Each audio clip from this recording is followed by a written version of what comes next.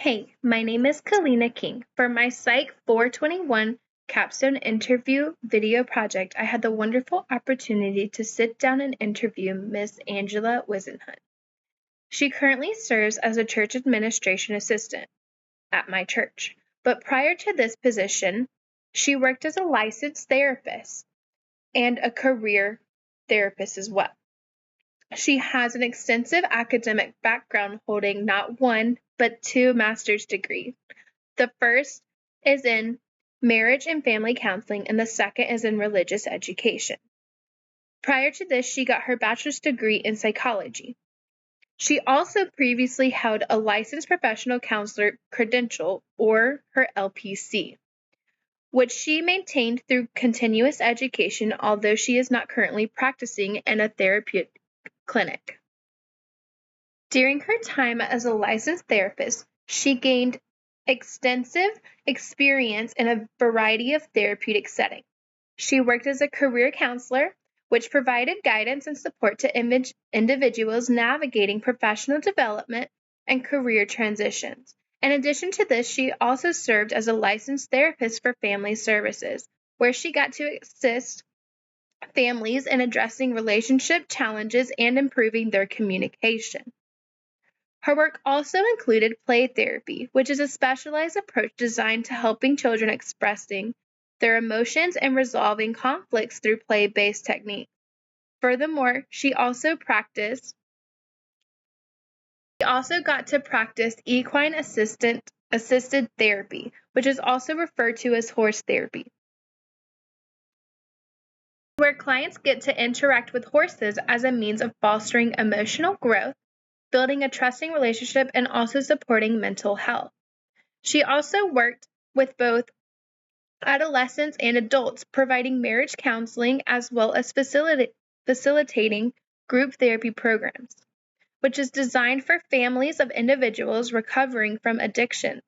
These programs often required working with the entire family unit, the parents, the children, and the individuals in need of recovery, while addressing the unique challenges and relational dynamics within the home, including the impacts of conflicts and unresolved emotional struggles. Particularly, she got to work among the women in the family, considering she was a woman. Now having the opportunity as working as the administrative assistant, she works with individuals in our church leadership to keep everything running smoothly.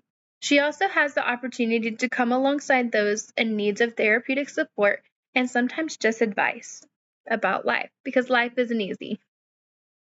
When meeting with Ms. Wisenhunt, she shared that the most rewarding part of her work as a counselor was meeting with individuals who had experienced difficult seasons in their life and helping them work through these struggles towards a full recovery. She described the fulfillment of watching people grow, move from a place of hopelessness to finding hope, and began seeking a greater sense of purpose for their life. For her, it was especially meaningful to see the individuals take ownership of their own challenges and struggles that they faced, recognizing that recovery is not just a quick fix, but a long and intentional journey. Ms. Wisenhunt states, most individuals think it's just a quick fix. However, it is not. It is a long journey of recovery that they need help with. She also found it fulfilling by guiding people through that process, and witnessing their transformation brought her the greatest sense of purpose and rewarded her in her role as a counselor. That's why she did it, she said. Some of the most challenging aspects she struggled with was including her time working at Family Piedmont, where she often had to navigate issues with insurance and the requirements they needed.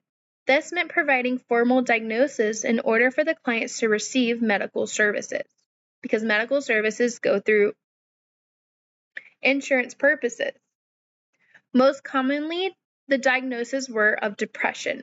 While depression was often the most acceptable or straightforward diagnosis, she recognized that not every client fit neatly into that diagnosis category, but in order for them to have services, they had to have some form of diagnosis.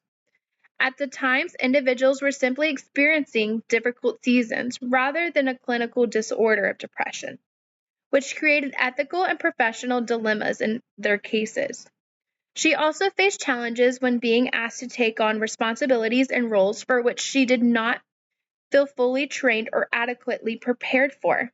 Perhaps the most difficult thing she was struggling with was working with the children in situations where parents themselves were the perpetrators of harm to them, as this added a very heavy and emotional weight to her role and in her career.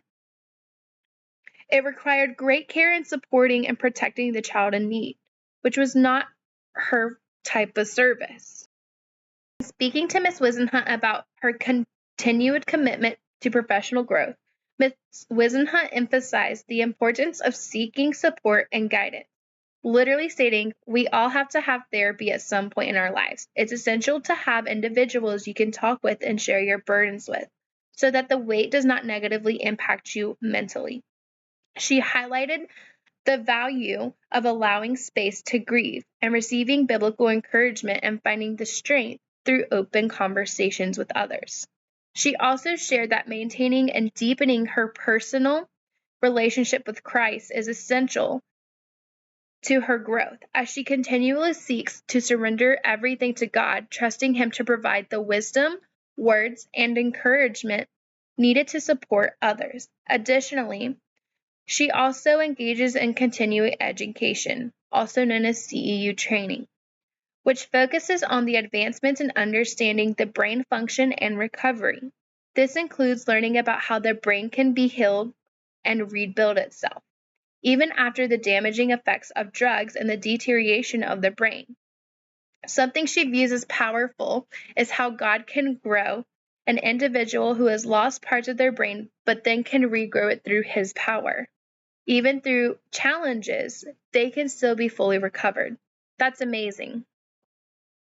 Wisenhunt offered several different recommendations for those pursuing counseling or related fields, which include always and forevermost stay grounded in the Holy Spirit. Pray regularly, keeping God first and allowing your faith to guide your work and decisions that you have to make. Prioritizing your personal well-being, make sure you find someone that you can confide in. Find a therapist and seek therapy yourself when needed to maintain mental and emotional health so that you can always be helpful for your clients. Make sure you pursue your calling. Identify your unique gifts and passions and commit the necessary schooling and training and ongoing growth to help you develop everything. Never stop learning. Make sure you maintain professional standards, keeping your license up to date and continue expanding your knowledge because your education always grows. Make sure you practice Make sure you always practice ethical care. Never pressure the clients to continue staying in therapy just for financial reasons. Release them whenever they're ready to be released and move forward. Being flexible in your career path. If you feel a calling to change jobs or roles, make sure you're open to the shift because you never know where God's going to call you to. Build the relationships with your clients. Make sure you take the time to connect with the clients before starting therapies to ensure a good fit and create and building trust with them. Always ensure biblical guidance. That was her most important thing as well. Incorporate spiritual encouragement and allow the clients to see your faith in practice, while sharing the strategies and experiences that helped you in your role. Your stories make their stories grow. Make sure you also respect the client's needs. Remain open to referring clients to other therapists if they need or require more specialized training than you can give. Give them what they need. Clients are always the first need in this job. It is your job to help them. During this interview, I have learned many things, but most importantly, to always make sure I keep my personal growth with Christ essential in everything.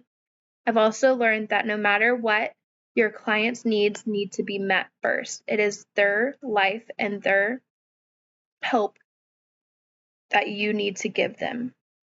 Also, that within this professional field, there's a lot of challenges in mental ways. So make sure you can find someone that you can talk to and that it will be there to help you through those times and need as well. Sometimes you can't just keep everything and you have to give it to God. Sometimes you have to give it to someone who knows more and look to your elders.